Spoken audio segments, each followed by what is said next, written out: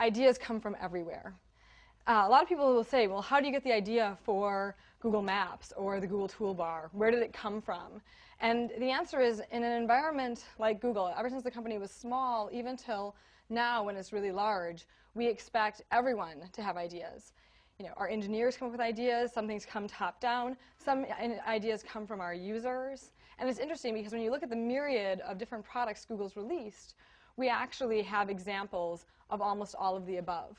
Google Maps, the idea for that actually came from an acquisition. We found these 4 engineers in Australia who were just amazingly good at building mapping interfaces, and combined them with a bunch of JavaScript experts at Google and said, okay, let's take their ideas around how you navigate maps, place them on the web using JavaScript, and ultimately build this really great application. So, ideas really do come from all kinds of different inspirations. There's other things that we do that are very strategic and top-down. When we looked at, say, something like Google Desktop, we thought, for a lot of strategic reasons, we need to have a deeper, more meaningful relationship with our users. What functionality could we provide them that they'll want to have on their computer and that will allow them to access Google really easily all the time? So sometimes it comes from an overall strategy or a strategic concern. Sometimes it comes from an acquisition that we're doing. And sometimes it just comes from someone wanting to solve a problem that they feel we could solve better. Google News is a great example of that.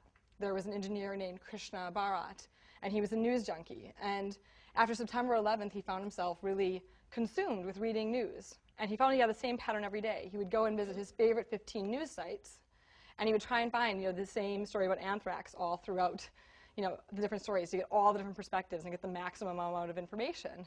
And after he did this for about a month, he thought, well, this is kind of silly because he's like, I work at a search engine, and I actually could probably crawl all this data. And I could also, he's actually an expert in artificial intelligence, and he thought, I could cluster things. So he built this little script that crawled his favorite 15 news sites, gathered up all the news, and then clustered it. So it would actually group the stories he wanted to read together. And he built this little tool for himself to read news more efficiently, used it for a while, thought it was pretty useful, mailed it out to the company and said, hey, I use this to read my news. Maybe some of you would find it useful. And a bunch of us saw that and me said, this isn't just an internal tool to help Krishna read news better. This is something that could help a lot of people read news better, and we should take it up to the next level so it's not just a plain white page with lots of blue links, but actually looks more like a news experience and make it available to our users. So there's a myriad of different places that ideas come from, and what you really want to do is set up a system where people can feel like they can contribute to those ideas and that the best ideas rise to the top in sort of a Darwinistic way by proof of concept, a powerful prototype, by demonstrating that it's going to fill a really important user need, so on and so forth.